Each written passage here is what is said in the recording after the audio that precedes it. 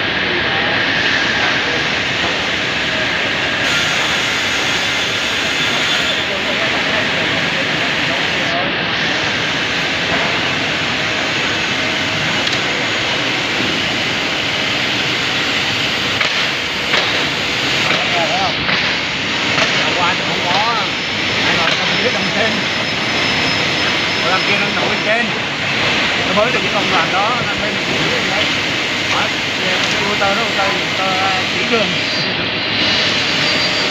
qua đó ô tô dẫn đường, cái đó là gạt đường đó.